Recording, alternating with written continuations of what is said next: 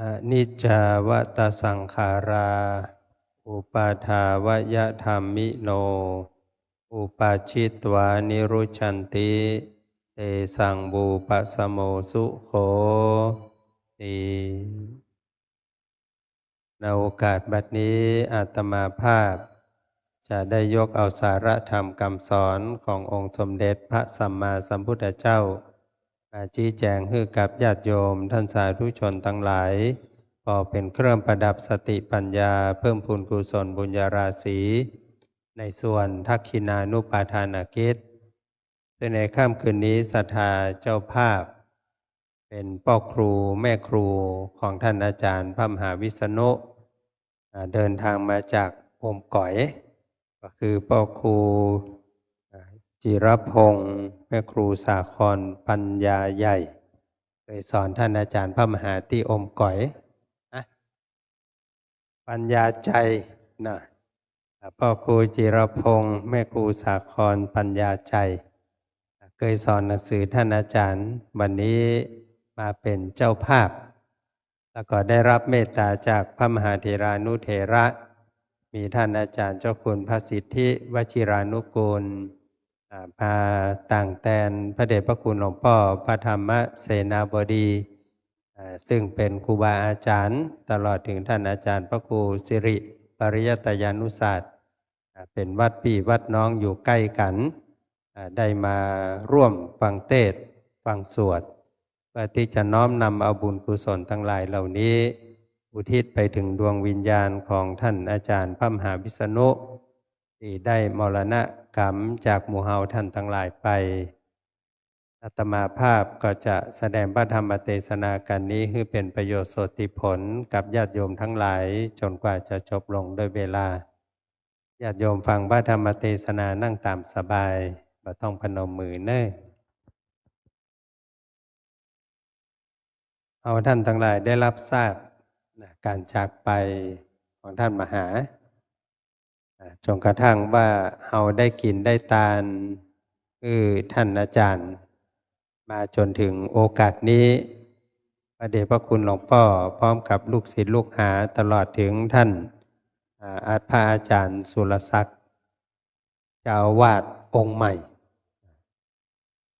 ได้มาปฏิบัติหน้าที่ทั้งในฐานะลูกศิษย์ทั้งในฐานะของเพื่อนสหธรรมิกถือว่าถ้าว่าไปก็เหมือนกับเป็นลูกศิษย์ของท่านอาจารย์คนหนึ่งได้มาอยู่วัดแตนท่านมหาวิษณุก็ได้สบายใจแล้วเนาะนึกว่าจะได้คนอื่นเนาะคนที่บ่ฮู้จักกันไผก็บ่ฮู้มาอีกนะอันนี้ก็จะลำบากหน่อย คนอยู่ก็จะบ่ม่วนเพราะว่าเจ้าวาดยังนอนอยู่บนวิหารนะอาจารย์ย่าอย่างก็ลำบากนะครูอ้วนนะพานนะแต่เวลาผ่านไปญาติโยมตั้งแต่รักษาการเจ้าอาวาสมาจนกระทั่งถึงแต่งตั้งเจ้าอาวาสบ่ได้ยินข่าวว่าตุหลวงวัดเจริญเมื่อยนะแสดงว่าถ้ามหาวิษณุบอกว่าโอเคอยู่ต่อเลยนะแล้วก็เราได้จัดการจัดงานเริ่มตั้งแต่วันที่14เนาะ14เลือกเอาวันดี14เป็นมหัทธโนเป็นวันแห่งความฮักเริ่มต้นกินทานหาท่านอาจารย์มหาวิษณุแล้วก็จะกินทานอยู่ที่วัดเจริญช่วงระยะเวลาหนึ่งแล้วก็ตามบัญชาพระเดชพระคุณหลวงพ่อวันที่19จะได้เคลื่อนสรีระร่างของท่านอาจารย์ไปที่วัดดอยสัพพันอยู่แต่ว่าอย่ามาไปก้อยนะเพราะว่าช่วงที่เพิ่นยังมีชีวิตอยู่ยังแข็งแรงก็ได้ร่วมสนองงานเนี่ยที่นั่งอยู่ในนี่นะญาติโยมทั้งหลายล้วนแล้วแต่ฝ่าฟันร่วมกับหลวงพ่อหมดตั้งแต่บุกเบิกบอกว่าจะเป็นวัดเจ็ดลินวัดโลกโมลีวัดอินทขินวัดปันเสาวัดเจดีย์ป่องเจียงโฉมจนกระทั่งวัดดอยสัพพันอยู่แล้วก็วัดยางกวงลูกศิษย์ลูกหาหลวงพ่อแต่ละรูปแต่ละองค์นี้ก็ได้ฝ่าฟันมาด้วยกันและปัจจุบันหลวงพ่อท่านก็ไปพัฒนาวัดดอยสัพพันยูเพื่อให้เป็นศูนย์กลาง ในการส่งเสริมงานพระพุทธศาสนาล่าสุดก็ได้จัดกิจกรรมที่ถือว่าตลอดก็คือกิจกรรมส่งเสริมการศึกษาหลวงพ่อได้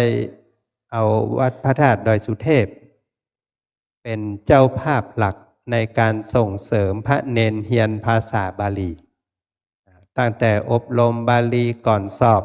บาลีประโยค1 2 3 4 5แล้วก็บาลีประโยคสูง6 7 8 9ครูอ้วนจนกระทั่งว่า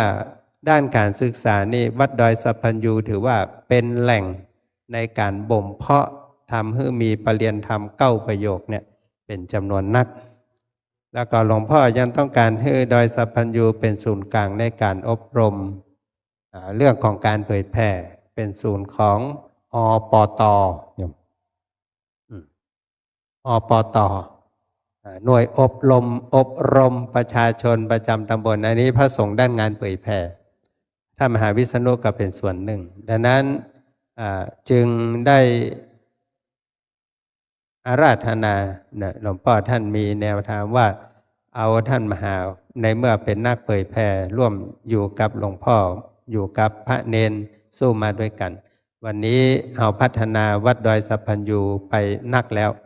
เนาะจนล่าสุดก็เป็นสถานที่อบรมพระอุปชาเนาะเป็นพระอุปชาครูบาอาจารย์ที่นั่งอยู่ในนี้หลายตนก็ไปเป็นครูบาอาจารย์อันนั้นจึงนิมนต์ท่านอาจารย์มหาวิษณุไปทรงสการที่วัดดอยสัพพัญญูเพราะว่าเป็นที่ในการศึกษาเล่าเรียนแล้วก็จะเป็นแหล่งในการที่จะพัฒนาตุเจ้าพระเนรพัฒนาศีลพัฒนาธรรมต่อไปในอนาคตในวันที่19แล้วก็จะทรงสการวันที่22ไปทรงท่านมหาวิษณุด้วยกันที่วัดดอยสัพพัญญูญาติโยมทั้งหลายการจากไปของท่านอาจารย์มหาวิษณุนั้นหมู่เฮาท่านทั้งหลายได้รับทราบกัน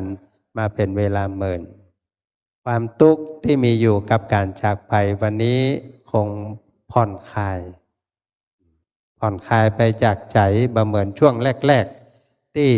เฮารู้สึกว่าทุกอกทุกใจไผจะมาพอวัดเนาะแรกๆนะไผจะมาอยู่วัดแตนไผจะห้องเฮาทำวัดตอนตี 4นะไผจะมาปาเฮาสวดธรรมจักรไผจะมาจวนเฮาแปลงเจดีย์ทรายสุดเศร้านะเนาะมาเดี๋ยวนี้แตนหมดละเนาะได้2เศร้าของกะเนาะตานเจดีย์มีคนต่อหมดนี่แสดงว่าวันนี้ถ้าเป็นภาษาชาวบ้านเนาะมรณภาพตายตาหลับสบายใจละแล้วถ้าถามว่าท่านมหาเปิ้นไปปีแล้วเนาะยังมาถึงปีเดียวเพราะว่าที่จำได้นี่คือเปิ้นเตรียมตัวหรอจะไปตั้งโรงทานและซุ้มเนี่ยท่านอาจารย์พระครูปริยัติเปิ้นจวนท่านมหาวิษณุไปตั้งโรงทานนะวันที่30 เมษายนแห่รถโบราณหรอวันครูบาเปิดถนนท่านมหาเข้าหงยาเนี่ยได้ไปสักคำนะอันนั้นในช่วงเกือบจะปีแล้วถ้าถามว่าท่านอาจารย์พระมหาวิษณุเป็นพระนักเผยแผ่จวนเฮาตานเจดีย์ทรายจวนเฮาตานโต๊ะตานเก้าอี้ตานเต็นท์จนกระทั่งปอยหลวงแป่งโฮงเรียบร้อยเปิ้นจะได้ไปอยู่ไหนนะโยมแม่ชีโยมแม่ปู่อ้วนอาจารย์พี่นานเจสีท่านอาจารย์วัดโลกโมลีเนี่ยเปิ้นไลฟ์สดเขาก็บอกกล้าหาเปิ้นนักถ้าถามว่าโลกหน้าที่ท่านอาจารย์มหาวิษณุอยู่เป็นได้พ่องสันนิษฐานว่าเอาบอกกล้าบอกว่าเอาว่านะก็ได้ไปว่าเกยกะนี่นะมันยังมาเกยเด้อสันนิษฐานว่าม่วนนะถ้าอาจารย์พระครูบุญญากรถามว่าหูได้บ่ม่วนถ้าบ่ม่วนปิกมาละรอมาหลายเดือนแล้วหรอถ้าบ่ม่วนในแม่แกลุกมาละนี่แสดงว่าโลกหน้าม่วนแน่นอนเลยไม่กลับมาอันญาติโยมทั้งหลายประตูที่ท่านอาจารย์มหาวิษณุข้ามไปเนี่ยเป็นสิ่งที่ในอดีต บัดถ้าว่าในอดีตปัจจุบันเนี่ยแม้แต่องค์สมเด็จพระสัมมาสัมพุทธเจ้าของเฮาเนี่ยเปิ้นก็เคยกลัวเรื่องนี้ที่เปิ้นดันด้นไปนะโยมแม่นะดันด้นไปเพื่อที่จะไปเสาะหาครูบาอาจารย์ที่จะสอนวิชาว่าทำอย่างไรเราจะเป็นผู้ไม่ตายเนี่ยใดจะบาตายนี่ไหมต้องถามท่านอาจารย์ด็อกเตอร์พระครูศิริเนี่ยอาจารย์ด็อกเตอร์พระมหาดวงจันทร์เนี่ยดอยนี่นะเนี่ยดอยจะบาตายถามว่าเนี่ยใดจะบาตายไปเสาะหาครูบาอาจารย์ไปเจออาจารย์ที่อยู่เมืองมคธ2 คนเก่งมากคนหนึ่งเก่งเรื่องน้ำครูอ้วน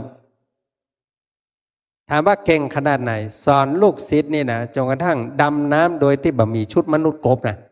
ไปอยู่ในน้ำเป็นเดือนนะพ่อครูเขาอยู่อมก่อยก็มามีวิชานี้เนาะแต่ประดานน้ำนักงมป่านะ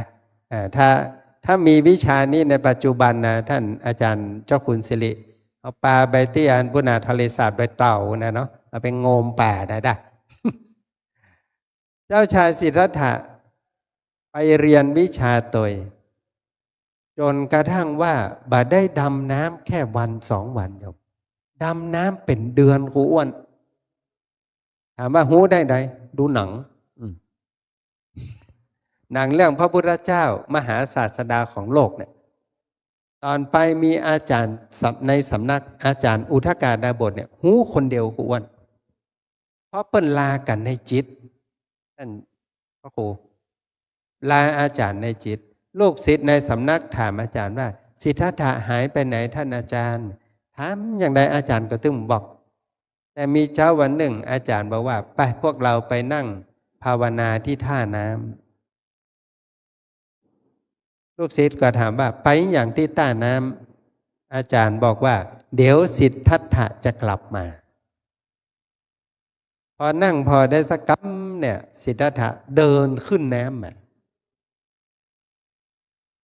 หน้าตาเปล่งปลั่งสดใสมากราบท่านอาจารย์อาจารย์บอกว่าสิทธัตถะเธอสำเร็จวิชาแล้วทำได้มากกว่าที่อาจารย์เป็นครับเพราะฉะนั้นบ่ต้องไปไหนแล้วสำนักของเราความหวังของเราทั้งหมดเนี่ยมอบไว้กับเธอเก่งขนาดอาจารย์ยอมยกสำนักขึ้นนะปปกสุรศักดิ์เนี่ยยกวัดเจ็ดลินขึ้นเลยปรากฏว่า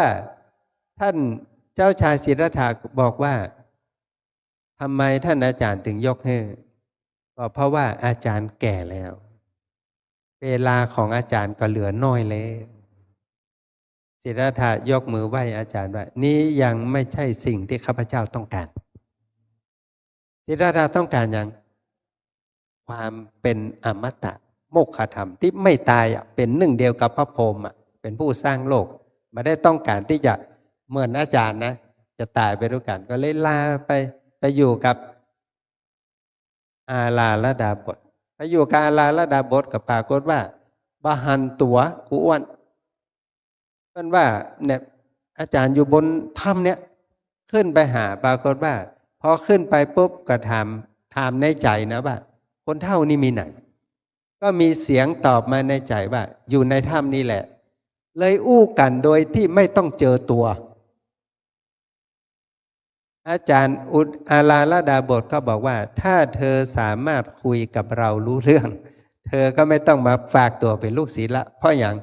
เพราะเธอสำเร็จวิชานี้แล้วเพราะหายตัวได้หรอกเนี่ยอู้กันนะวับแวบวับแวบไปไหนเจ้าชายสิทธัตถะก็เลยคิดว่าเอ้าทำไมอาจารย์จึงไม่ปรากฏร่างเพิ่นบอกว่าเรามรณภาพไปก่อนที่เธอจะมาแล้วโอ้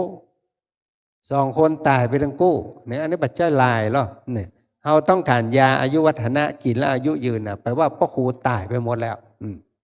อันนั้นไม่ได้เลยต้องดันเดินไปเสาะหาจนในที่สุดแล้วญาติโยมทั้งหลายพระพุทธเจ้าไปนั่งปืนต้นไม้ แล้วก็ไปพิจารณาว่าเนี่ยใดเขาจะบาตายคนนั้นก็แนะนำยาคนนี้ก็แนะนำยาคนนี้ก็แนะนำปฏิบัติปรากฏว่าคิดย้อนไปย้อนไปย้อนไปเนี่ยที่เพิ่นว่าอตีตังสยานว่าก้อยนึกไปกำน้อยกำน้อยกำน้อยนะก็ได้มาสรุปคนเดียวว่าคนที่เราระลึกถึงล้วนแล้วแต่ตายไปหมดแล้วอดีตพระจักรพรรดิอดีตตุเจ้าอดีตดาบทที่บอกว่าเก่งเก่งเก่งเก่งเก่งเก่งในแม่ตายไปหมดละดังนั้น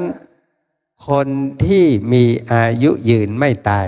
สรุปว่าไม่มีเอาพระนี่ไปห้อยเนอะจะได้อยู่รอดปลอดภัยนะเอาพระนี่ไปห้อยเนอะจะได้อยู่ยงคงกระพันถามว่าพระนี่ไผ่แปลงมาตั้งแต่สมัยพระนางจามเทวีแล้วอายุปันกว่าปีแล้วพ่อครูอ้วนแล้วคนแปลงพระมีหน่อยตายไปแล้วอันนั้นเหลือกับพระอะเพิ่งเลยว่าพระรอดแต่ไปฟังวันก่อนนะครูอ้วนเพิ่นว่าหมู่ที่ห้อยละไถนะห้อยพีชบ่ห้อยพีชใดมันมีพระรอดกับพระคงต้องเอาพระรอดขึ้นก่อนเอาพระรอดใส่คอแล้วพระครูแล้วอาราธนาองค์ที่สองพระคงรอดแล้วอยู่ยงคงกระพันอันนี้เอาพระคงขึ้นก่อนอ่ะตายหมดอ่ะไม่อย่างคงรอดอย่างเอาพระคงขึ้นเป็นพระคงรอดพระคงรอดนี่บัดรอดสักลายละดังนั้นเพื่ออะไรว่าคนไม่ตายไม่มีพระพุทธเจ้าท่านก็มาล่ำเปิงลำลึกนึกถึงโดยสรุปแล้วเพิ่นก็มาคิดว่าคนที่เฮาจำได้บ่ได้จำที่เพิ่นอายุยืนครูอ้วนครูบาศรีวิจัยโยมบรรดาตู้เจ้าที่มีอยู่ในล้านนาทั้งหมดนี้ถามว่าโยมจำไผ่ได้พ่องที่ตายไปแล้วเนี่ยอาตมาภาพเชื่อว่าเนี่ยครูบาศรีวิจัยตู้เจ้าในยุคนั้นมีกี่ตนจำได้3นะ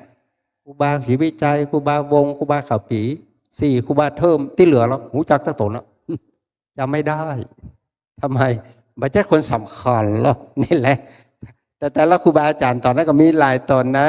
แล้วเขาก็มาหุ้มมารุนหลวงปู่ทองก็ตันเนี่ยครูบาดวงดีก็ตันครูบาล่าก็ตันเนี่ยเพราะฉะนั้นแต่ละตนตันครูบาแม้กระทั่งครูบาอย่างก็วัดดอนมูลครูบาคำแสนน้อยเนี่ยก็ตันอาตมาภาพได้ฟังว่าครูบาคำแสนน้อยเนี่ยหูข่าวตอนครูบาศรีวิจัยโดนขังครั้งแรกที่วัดศรีดอนใจให้มาหาเพราะว่าจะไปหาที่เมืองลี้เราไม่ได้ไปแต่ครูบาโดนยับมาขังไว้ก็เลยตั้งใจจะมาหาเตียวมาถึงกาดสัมปะข่อยคนเท่าขี่รถถีบลงขวนอวราชไปถามเน้นไปหน่อยเป็นไงจะไปกราบครูบาศรีวิจัยจะไปเนอะเปิ้นยับขังไว้ฮะน่ะเดี๋ยวพระเน้นไผ่เข้าไปเปิ้นถือเป็นหมู่ครูบาศรีวิจัยโดนยับหมดละหมดนะปิ๊กหมดนะยืนเข่ออยู่ฮะเนาะเพราะว่าโดนคนเต้าตากหลอกว่าพระเน้นที่มาตัวครูบาศรีวิจัยเปิ้นยับหมดละนี่นะก็มาคืดใจกูจะมาโดนยับกับครูบาเหรอกะจะเตียวปิ๊กวัดดอนมูลพุ่นน่ะสันกำแพงไว้ไม่ว่าเตียวพอมาแผ่วขวดนวราชละจะงวยเพราะกำอู้คนเท่านี่ตัดสินใจยับก็ยับเด้อขอไปหันหน้าครูบาศรีวิจัยว่าหน้าตาเป็นอย่างใดอย่ามาดังแต่ดังว่าขอไปขอได้กลับโดนยับก็ยอมเลยเตียวข้ามขวดนวราชไปที่วัดศรีดอนใจพอหันครูบาศรีวิจัยอยู่ในศาลาพ่อครูเนนน้อยก้มกราบครูบาศรีวิจัยบอกว่าใดเนนถ้าเชื่อคนเท่านั้นก็ไม่ได้หันหน้ากันละน้องครูบาคำแสนน้อยนี้น้ำตาตกเลยว่าครูบาหู้ได้แต่ว่ามีคนเท่าตักเอาที่สัมปะคอยก็เลยครูบาศรีวิจัยก็เลยสอนศีลสอนธรรมสอนกรรมฐานนี่บอกว่า คือมันปั้มเพ่งภาวนาวันหน้าจะเป็นตนดีตนงามเน้ออันเนี้ยเรื่องเล่าอยู่เขาก็จำได้แบบคิดตนนะถามว่าเขาจำที่ครูบามียาอายุวัฒนะกาบ่มีเขาจำที่ครูบาเป็นคนอายุยืนนะไม่ใช่เขาจำอย่างโยมจำที่ครูบาเป็นคนที่ไผ่ยะฮื้อกับบะโคดเมตตาบารมีถามว่าบะโคดแต่กาอันนี้ต้องไปถามครูบาคนเดียวละแต่อาตมาภาพได้อ่านหนังสือพ่อครูประวัติครูบาศรีวิจัย3 เล่มใหญ่นะพ่อครูครูบาโดนยับครั้งแรกท่านอาจารย์ดร.ดวงคำครูบาปิกมาละปูนเพื่อนถามว่าครูบาเป็นได้พ่องโดนยับไปขังไว้กรุงเทพครูบาว่าใดโอ้เป็นแก้วเป็นกูลแต่กูโดนยับครั้งนี้วะนะอาตมาอ่านนี่นะอีแม่เขาบักขึ้นว่าประโยคนี้ครูบาเพิ่นจะอู้มานะว่าด้อยท่านอาจารย์พระครูบุญญากรเพิ่นว่าถ้ากูบาโดนยับกูก็บาได้นั่งรถยนต์โลว่านะลูกลี้มาละปูนี่กูเตียวมาโลปกองขอยับกูเอากูมาขังไว้เชียงใหม่เขาเอารถไปห้าบกูลูกเชียงใหม่ภายได้นั่งรถฟรีบ้างวะบอกมีภายได้นั่งรถฟรีนะได้นั่งรถฟรีมาอยู่ที่เชียงใหม่ยังมาปอน่ะได้นั่งรถไฟฟรีเข้ากรุงเทพเห็นหรอโน่ก็ในชีวิตตู้เจ้าบ้านนอกอย่างเฮาได้นั่งรถไฟและได้ไปหานกรุงเทพก็ย้อนโดนยับเนี่ยวะได้ไปนอนวัดเบญจมบพิตรได้ไปไหว้พระแก้วมรกตได้ไปไหว้พระนครปฐมได้ไปหานวัดวาอารามได้ไปกราบสมเด็จพระสังฆราชก็ย้อนเพราะโดนยับโยมวิธีคิดของครูบาถ้าแบบเป็นเรื่องแบบเป็นราวเฮาคนบ้านนอกจะมีโอกาสไหนได้ไปหานกรุงเทพมหานครและครูบาไม่ใช่ไปพ่อบาดาลนะโยมนะเอาตาไปได้ความหูเอาหูไปได้ปัญญาเอาปากไปได้ปัญหาครูบาได้อย่างปิกมาครั้งแรกหลวงพ่อเจ้าคุณสิทธิวิหารหลวงละปูนวิหารหลวงสวนดอกล่มพร้อมกันโดนพายุเขาก็ว่าครูบานี่ลูกศิษย์นักแล้วเพิ่งเคยโดนยับขังไว้ที่วัดพระธาตุลิบุญชัยนิมนต์ครูบาเป็นประธานบูรณะวิหารครูบาหับปากอ้วนและเป็นวิหารหลังแรกท่านอาจารย์พระครูที่ในล้านนาน่ะมีระเบียงเตียวลอกถามว่าครูบาไปเอาไหนมาอุหารวัดพระแก้วอุโบสถวัดพระแก้วมีระเบียงเดินรอบนอกนั้นไม่มีอ้วนล้านนาเฮาบ่มีวิหารที่มีระเบียงเตียวรอบครูบาแปลงที่หั่นจำได้ว่าวิหารของพระแก้วมรกตเป็นแบบนี้และอย่างถึงแปลงแบบนี้ที่วิหารหลวงละปูนเพราะเคยเป็นที่ประดิษฐานพระเสตังคมณีพระแก้วเหมือนกันนี่เปิ้นวิธีคิดของเปิ้นนะเปิ้นบาถือเรื่องเหล่านี้แบบเป็นเรื่องที่ต้องมาอาฆาตพยาบาทจองเว้นน่ะถ้าเป็นเฮาเอาเขาขังไว้ให้นิมนต์ปีกไปวันฮือก่อนนะเนาะเขาจะไปน่ะถ้าครูบาเกิดอย่างนี้ก็บ่มีครูบาศรีวิจัยมั้งนี่อย่างอู้กับลูกศิษย์ผู้หามาได้ก็จมคนนั้นจมคนนี้นะแต่ครูบาเปิ้นบาถือพอไม่ถือชีวิตของครูบาโยมทั้งหลายใช้เวลาแค่30 กว่าปีทั้งสร้างทั้งบูรณะวัดได้ก็200 กว่าวัดเห็นไหมอันที่เป็นโจทย์ไว้น่ะเชียงมั่นปู่เต้าสวนดอกพระสิงห์ปู่แดงป่าแดงดับภัยดอกจะหลายที่นะนันตาเนาะที่เปิดมาบูรณะเนี่ยเอานี่เอาบัตรอันอื่นมาว่าละครูอ้วนเนี่ยที่ท่านพระครูปริยัติจารย์ปาคณะสัทธาในบัญชาของหลวงพ่อเนี่ยจะฉลอง90 ปีกันท่านพระครูสร้างทางขึ้นดอยสุเทพ5 เดือน22 วันครูอ้วนคนต่าง12 กิโลแล้วอีแม่ ยังมาปอนะแปลงวัดแถม3 วัด5 เดือน22 วันถนน12 กิโล1 วัดโสดาบัน5 กิโลปัจจุบันเป็นสถานีไฟป่าแปลงวัดสกทาคามีขึ้นไปแห่ม3 กิโล4 กิโลหน้าหอดูดาวสิรินธรแปลงวัดอนาคามีต่อไปแห่ม3 กิโลเป็นวัดพระธาตุดอยสุเทพไม่ต้องไปเปลี่ยนชื่อเบิ้ล543แต่มันออก07เนี่ย543ถามไม่อย่างเป็น543ต้องพิจารณาขันธ์5จึงเป็นพระโสดาบันพิจารณาได้แล้วได้สกทาคามีพิจารณาว่าขันธ์5รวมแล้วเป็นดินน้ำลมไฟได้สกทาคามีได้อนาคามีปัจจุบันอยู่หน้าหอดูดาวสิรินธรแล้วก็ต่อแปม3 กิโลทั้งขันธ์5ธาตุ4เป็นอนิจจังทุกขังอนัตตาได้พระอรหันต์วัดพระธาตุดอยสุเทพพอดีถนน1 เส้นวัด3 วัด5 เดือน22 วันตมาภาพอยู่วัดผาลาดปี2542ปัจจุบัน69วันยังมาแล้วเตือวัดเดียววัดเดียวพ่อครูยังไม่แล้วอุบาแค่5 เดือน22 วันอัจฉริยภาพในการแปลงอยู่และเป็นคนที่ทันสมัยมากนะดังนั้นแม้ครูบาจะมรณภาพอายุแค่60 ปีโยมแต่เป็นพระสงฆ์ที่ควรค่าแก่การจดจ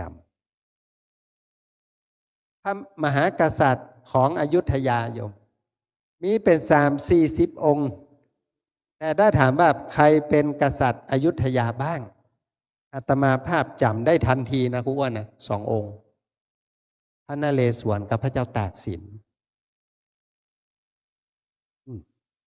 เจ้าชายสิทธัตถะก็มานั่งคิดว่าที่เราจำเพราะอย่าง1คนเหล่านั้นสร้างประโยชน์2เฮาอยู่แต่เปิ้นแล้วเฮาม่วนมีความสุขคนที่มีประโยชน์คนที่มีทำให้เฮามีความสุขควรค่าแก่การจดจำแน่นักบวชคริสต์คนหนึ่งนะได้รับดอกไม้1 ดอกจากละอ่อนกลายเป็นวันวาเลนไทน์มาจนถึงทุกวันนี้นะแค่ดอกกุหลาบนะนี่เฮาดอกบัวมาตาลหูกี่ดอกกับดอกคำพูจู้เห็นไหมเนาะผู้จับมาพ้องเนี่ยแค่ดอกเดียวนั้นโยมทั้งหลายพระสัมมาสัมพุทธเจ้าพระองค์ได้ทรงตรัสเอาไว้หลังจากที่พระองค์ได้หูว่าชีวิตเฮาเนี่ยไม่มีใครรอดพ้นความตายแม้แต่เราก็เช่นกันดังนั้นพระองค์จึงสรุปบทสุดท้ายสรุปว่าใดสรุปเพิ่มมาได้บอกกับตุกเก่าแต่บอกกับลูกศิษย์5 คนแรกและบอกกับลูกศิษย์ที่เหลือทั้งหมดจนกระทั่งองค์สุดท้ายว่าเธอจงเป็นภิกษุมาเถิดทำอันเรากล่าวดีแล้วจงประพฤติพรหมจรรย์เพื่อทำที่สุดแห่งทุกข์โดยชอบที่สุดแห่งทุกข์คืออย่างโยมเหมือนท่านมหาวิษณุเนี่ยค่ะอันเนี้ยที่สุดมันละตึกเนี้ยเฮาก็คนถึงจะไปที่นี่แต่ก่อนไปนี้พระพุทธเจ้าจวนหมู่เฮาทั้งหลายว่าใช้ชีวิตทุกวันจงเที่ยวไปถึงวันนี้แม่ถ้าเฮาได้ยินเสียงะระฆังติ้งได้ยินเสียงนาฬิกาปลุกแล้วเฮายังมึนตาได้น่ะโชคดีที่สุดในโลกแล้วเพราะหลายคนที่บัดตื่นนี่นะมันฝันแล้วไปตั้งหน้าติ๊กๆหรอตื่นมาแล้วขอให้ได้ทำ2 เรื่อง1ประโยชน์2ความสุขของไผของคนอื่นพระจวนตุเจ้าและถ้าเป็นชนบ้านเราตุเจ้านี่คนอื่นคือใครเนี่ยคือคนที่ใส่บาตรให้เรากินแป ลงกุฏิให้เฮาอยู่ช่วยซื้อเจดีย์ทรายกับเฮาคนเหล่านั้นคือคนอื่นที่พระเจ้าควรสร้างประโยชน์และทำให้ญาติโยมมีความสุขทั้งสิ้นแล้วถ้าสมมติชาวบ้านเราเนี่ยมีชาวบ้านถามพระพุทธเจ้าอ้วนถามว่าแล้วลำผมเป็นนักธุรกิจเนี่ยผมควรทำประโยชน์และความสุขกับคนอื่นนี่มันก็บ่ใช่ก้ามันต้องประโยชน์ตัวเก่าก่อนก้าพระพุทธเจ้าตอบมานพหนุ่มคนนั้นว่าความสุขของคนอื่นสำหรับฆราวาสนะหนึ่งคนที่เฮามืนตาปุ๊บแล้วหันไปคนแรกเบอร์หนึ่งไผพ่อแม่เฮามืนตาแตกมานี่อีพ่ออีแม่ก็หรอกเพราะฉะนั้นพ่อแม่สำคัญที่สุดอันที่สองคนที่เราเอาไว้ข้างหลังได้อย่างสบายใจก็คือสามีและภรรยาเพราะนั้นน่ะยังเฮาก็ได้กอดเฮาก็ได้แต่งเฮาก็ได้เนาะที่เฮาก็ได้ไม่อยู่ทั้งงอนหรอกนั้นเวลาใส่พระนะโยมนะอันนี้อาตมาภาพได้จากเพื่อนที่เป็นคนจีนนะอาจารย์เจ้าคุณเพราะว่าสง่าห้อยพระเนี่ยห้อยผิดนะเพราะห้อยบักกรรมหรอแล้วเขาก็เอาเหรียญครูบาห้อยไว้ตั้งหน้านะว่าสง่าห้อยผิดพี่อย่างไรครูบาอาจารย์ว่าผมห้อยอย่างเงี้ยไม่ใช่ดูผมนี่ว่ามันบินงอนนึกเขาพอนะควรมันห้อยบักกรรมมันเอาพระเจ้าแม่คุณอิมน่ะไว้งอนไปมาถามว่าทำไมแม่ข้างหน้าเนี่ยเรามองเห็นรับผิดชอบตัวเองแต่ข้างหลังเนี่ยถ้าเขาหลอนงอนเรานะเราไม่รู้นะเราต้องให้เจ้าแม่เนี่ยช่วยเขาตั้งงอนไว้เพราะนั้นเราต้องเอาพระไว้ตั้งงอนนะท่านอาจารย์พระครู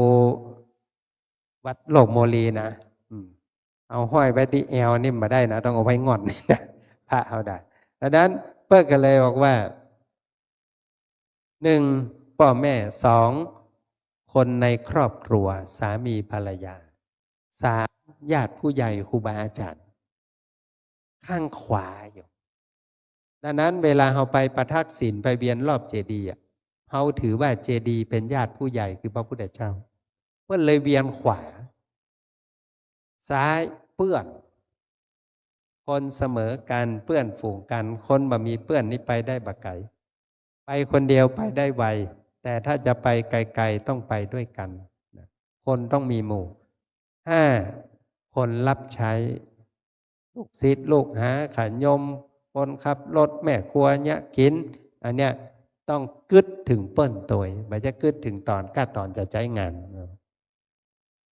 เพราะถ้าไม่มีเขาสินค้าก็ไปไม่ถึงไม่มีเขาอาหารก็ไม่อร่อยไม่มีเขาบ้านก็ไม่เรียบร้อยพุทธเจ้าบอกเบอร์ห้าสุดท้ายหรอตู้เจ้าสมณพราหมณ์มานพคนนี้เลยถามพุทธเจ้าว่าปกติเนี่ยที่บ้านผมนี่สมณพราหมณ์นี่เป็นสิ่งสูงสุดเราถือเป็นเบอร์หนึ่งนะพุทธองค์บอกว่าสมณพราหมณ์เป็นบุคคลสาธารณะวันนี้โยมไม่ได้ไปวัดคนอื่นก็ไปดังนั้นเอาไว้ทีหลังก็ได้แต่พ่อแม่เนี่ยนอกจากเฮาเพิ่นบ่มีไผครูบาอาจารย์ท่านถ้าบ่มีลูกศิษย์ท่านก็ไม่มีใครอันนั้นความฮักความกตัญญูหรือว่าความที่เฮาจะคิดถึงคนที่เฮาจะทำประโยชน์ต่อเพิ่นเนี่ยก็คือคนที่อยู่ใกล้ชิดเราเหลือจาก5-6 คนนี้ค่อยเผื่อแผ่ออกไปไกลๆอันนั้นญาติโยมทั้งหลายชีวิตของท่านอาจารย์มหาวิษณุเจริญรอยตามทำคำสอนของครูบาอาจารย์จนกระทั่งวาระสุดท้ายยังคิดเพื่อคนอื่นอยู่นะชวนญาติโยมจะไปตั้งโรงทานที่ประจำเปิ้นที่หอดูดาวศิรินธรหรอปีสุดท้ายอาตมายังได้ไปเตะธรรมเขาอยู่แหละไปได้มหาวิษณุนะดังนั้นบัตันได้ไปสักกรรมก็ได้จากหมู่เฮาท่านทั้งหลายไปแต่เชื่อว่าตลอดระยะเวลาเท่าที่เรารู้จักมาท่านมหาวิษณุถือว่าเป็นพระสงฆ์ที่ฮักงานเผยแผ่แล้วชวนเฮาท่านทั้งหลายเนี่ยชวนไปกินชวนไปทาน แม้กระทั่งไปกรุงเทพกรุงไทยที่ไหนรถตู้เนาะเฮานุวันน้อยๆน่ะหมูขี้กันบุญได้ที่กลายเป็นแท็บดังนั้นและที่สำคัญที่อาตมาภาพได้หันอันนี้ไม่ใช่เฉพาะธรรมหาวิษณุนะลูกศิษย์สายวัดพระธาตุดอยสุเทพทุกวัดครูอ้วนเอกลักษณ์เป็นไงตีสี่ทำวัดถามว่าทำไมถึงรู้ตีสี่อาตมาภาพช่วงหนึ่งครูอ้วนเตียวแวดเบียงเชียงใหม่น่ะแวดกำแพงเบียงน่ะบางทีก็เตียวตั้งแต่ประตูจ้างเผือกเนาะมาพดประตูนี่น่ะบางทีวัด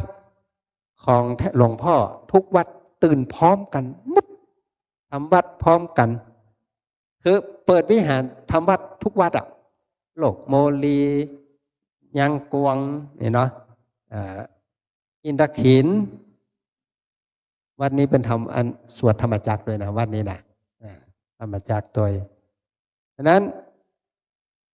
เปิ้นถือคติว่าหลวงพ่อบอกว่าไปอยู่ที่ไหนก็ตามห้ามละการทำวัดสวดมนต์แล้วก็มีแหมบ้านบัจเจสายหลวงพ่อนะอุโมงค์นั่นทำวัดตนเดียวนะเปิดประตูเปิ้นทำวัดคนเดียวเปิ้นเพราะนั้นโยมทั้งหลายอันนี้เป็นสิ่งที่เปิ้นประพฤติปฏิบัติอย่างสม่ำเสมอบ้านเฮาว่าเป็นอาจิตเพราะฉะนั้นจากสิ่งที่เปิ้นปฏิบัติอยู่ก็ดีจากสิ่งที่อาตมาภาพได้รับรู้ด้วยตัวเก่าก็ดีเชื่อได้ว่าท่านอาจารย์มหาวิษณุเป็นตู้เจ้าที่ดีที่อย่างน้อยที่สุดก็ทำงานด้านการเผยแผ่พระพุทธศาสนาตลอดชีวิตแล้วก็ยังได้ทำวัดสวดมนต์เจริญเมตตาภาวนาแต่เจริญรอยตามคำสอนของหลวงพ่อพระธรรมเสนาบดีอยู่ตลอดนะทุกวันดังนั้นวันนี้เราท่านทั้งหลาย